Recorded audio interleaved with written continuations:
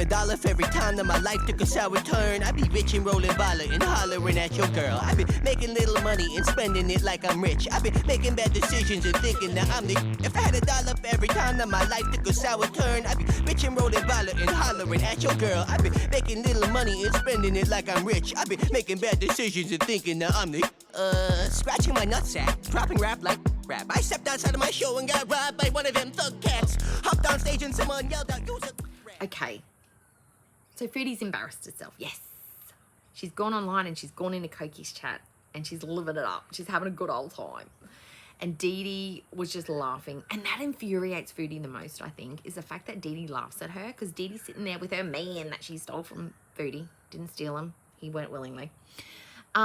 And the fact that Dee Dee's sitting there laughing and Nate is sitting next to her laughing. This is what gets Chantal riled up. That's what bothers her, is that they're both sitting there laughing at her, and rightfully so. They're both garbage. Nada is the garbiest garbage, and Dee Dee's just Dee Dee. Dee Dee's doing Dee Dee's thing. She's awful too, but she is in different circumstances. We've all seemed to have forgotten that they have a kind of arrangement, which is gross and horrible.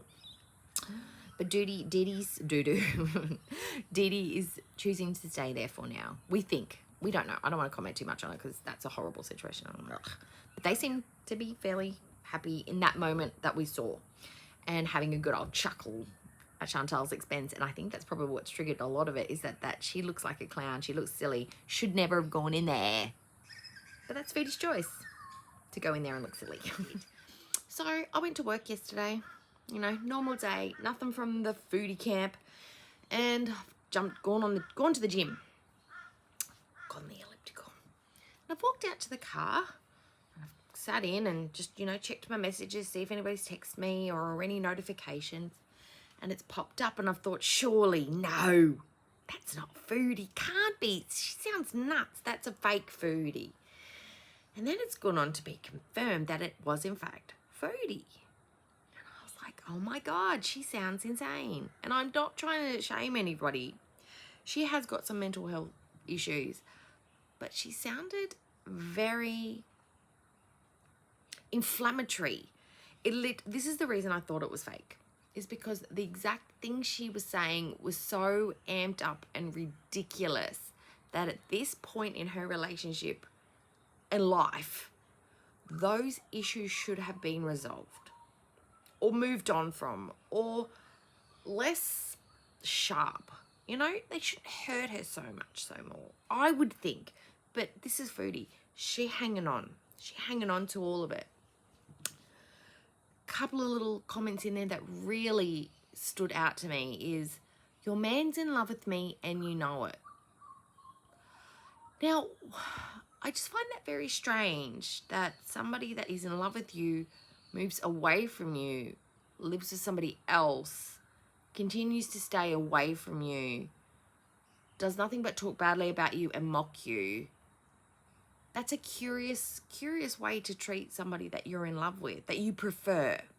I think that's what Foodie's trying to say, is that he prefers me, but he's doing it to make you jealous.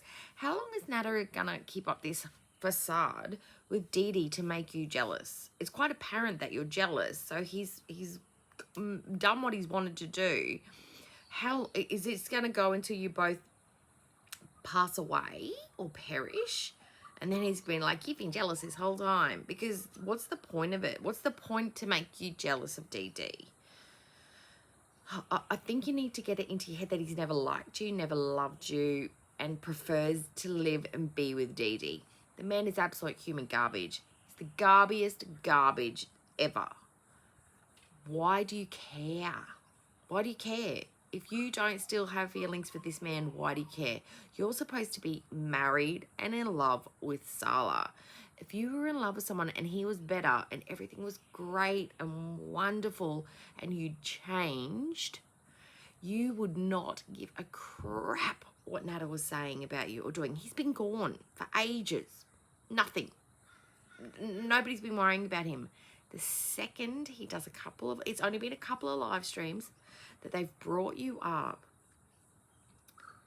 and even thought about you probably, you have to retaliate. You have no self-restraint. You look for things to trick you. It's easy not to be triggered. You stay away. You stay away. That's what trigger warnings are for. They allow the person looking to know that there is content in there that might upset them. So they can go, I'm going to look at this, and whatever feelings come up, I'm just going to have to settle with those. I'm hurting myself. Or they can say, no, I don't want to see those images or hear those words or look at that face or hear that voice. That may upset me. I'm going to step away so I don't feel those feelings. Now, you don't need a trigger warning for DD and Nada's chat because you know that you're going to see either one of them or both of them together. You know it. And whatever topic they're talking about, you're probably not going to like because apparently, according to you, all they do is talk about you. It's true, they do talk about you because they know it gets views, and what you've done is started the drama again now. You've started a back and forth. So it's going to work for them, but Foodie, you are a smart little bean. You know this is going to drive traffic to your channel as well. So you've done a couple of things here. You've made yourself look silly, dumb, real dumb. You've driven traffic to Nada's channel once again because people are going to be going there to see if you're going to pop into the chat again and look silly and make drama and just, ugh. And then people are also going to come to your channel now because you're creating a storm because your channels, both of them, the Foodie Beauty channel and the Sala channel, really boring. Nobody likes it. Nobody's looking forward to the content. It's like you're expecting a nice big fat juicy steak on your plate. We'll do food because food loves food. We do a big fat steak and it's going to be delicious. It's going to be cooked to perfection. This is what we're expecting. Expecting something really good. And what we get is fried steak with gristle. And we just mull our way through a dry steak. It's still steak, but we don't enjoy it because it's dry and gristly and blah. That's what both your channels are like. Now you've given us something. You've given us a pork chop instead by going in and going all dramatic. So it has created traffic, but you've made yourself a spectacle and you've told on yourself as well. You've told on yourself in a couple of ways. You've told on yourself saying that you really don't have any attachment or care for Sala, because if you did, you wouldn't be caring what Nada said. You most definitely wouldn't have gone into their chat because that's disrespectful and dishonouring your husband and being not disloyal, but it's just not a good look. You don't do those sorts of things. And you certainly don't rage about the things that this person has done to you in the past, like it's brand new and fresh, like you still care about it. You certainly don't do that when you're freshly married, haven't even married a month, and you're in your ex's, abusive ex's chat, screaming about all the horrible things he's done to you in front of his current girlfriend. It's embarrassing, super embarrassing. And the other thing you've told us is that basically this relationship doesn't mean anything. It doesn't mean anything to you because you would care what Sala thinks and says. I would be mortified if my brand new husband found out that I was in my ex's chat carrying on like I did. And that just tells me that it's transactional.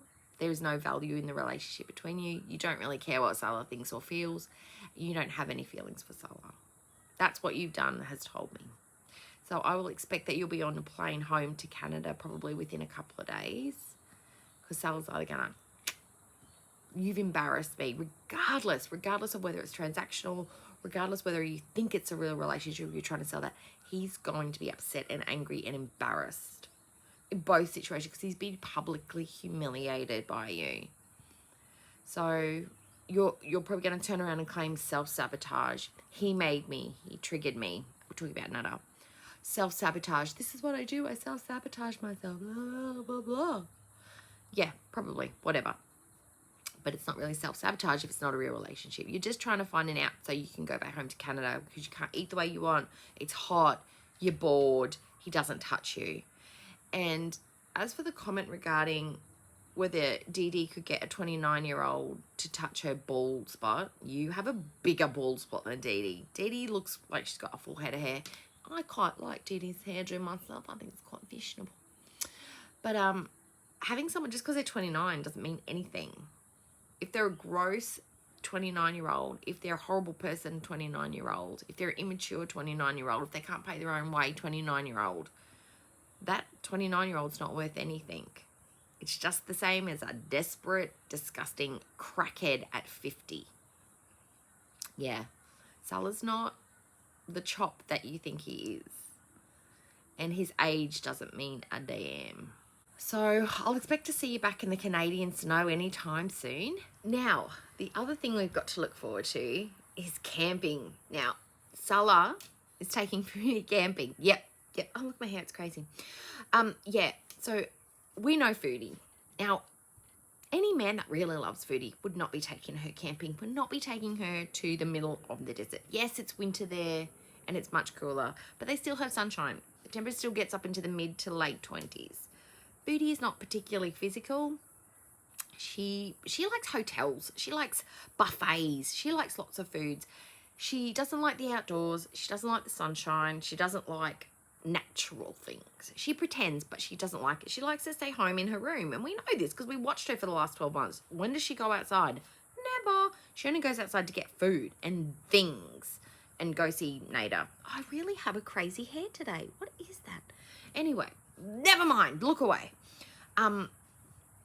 So camping. Now, I love camping. I'm a camping gal. I've been camping since I was a kid. I haven't been for a while, but I do love camping. And I love camping where you don't take a lot of stuff. Like, my mum glamps. She got a kitchen sink. She's got the pantry. She's got the annex. She's got the 3-bedroom tent. She takes everything. She literally moves out of home with the tent for a couple of days when we go camping. Me, my husband and I, we take the tent.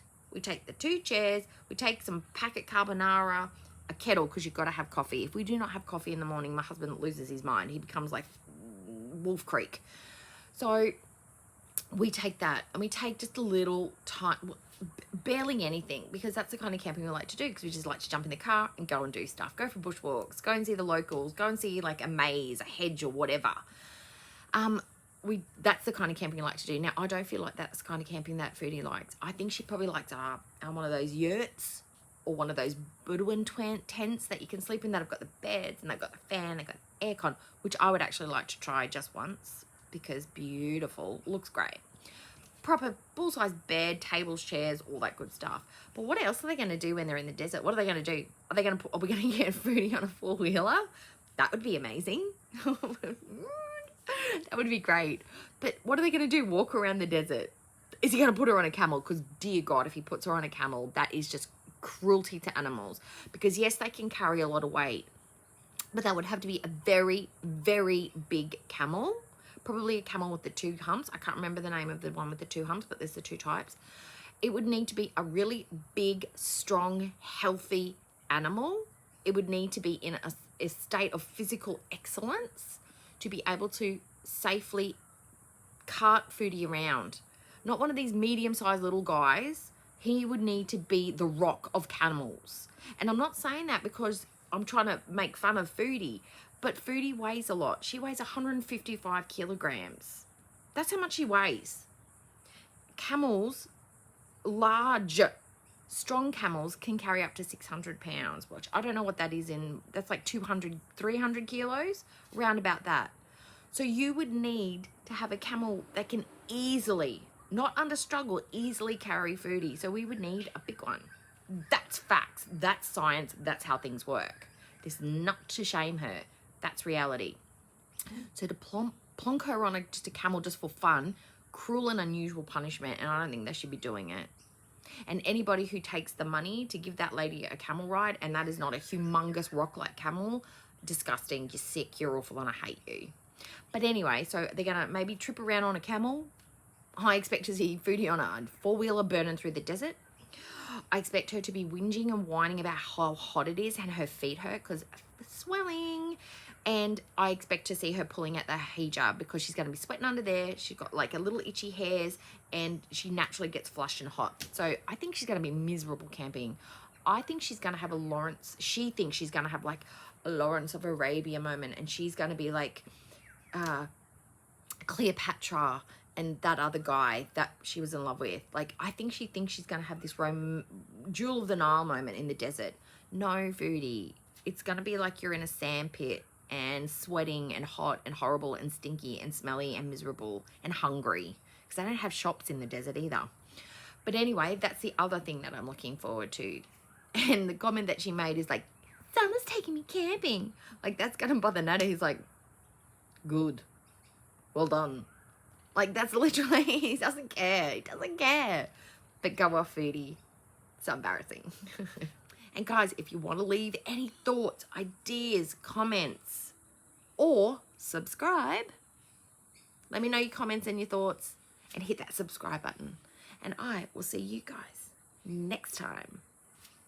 Bye.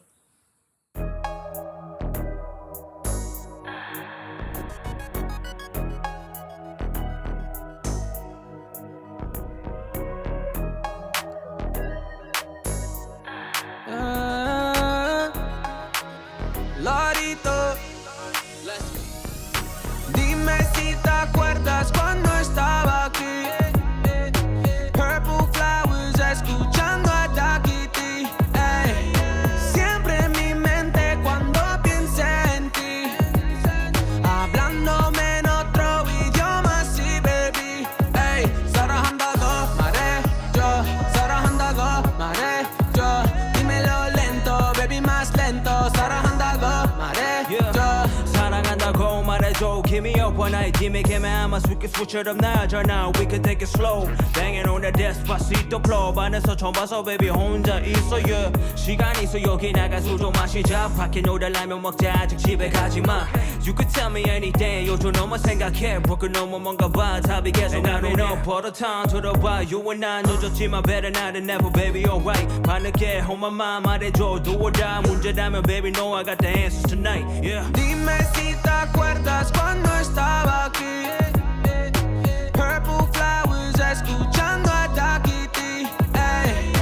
Siempre en mi mente cuando pienso en ti, hablándome en otro idioma, sí, baby.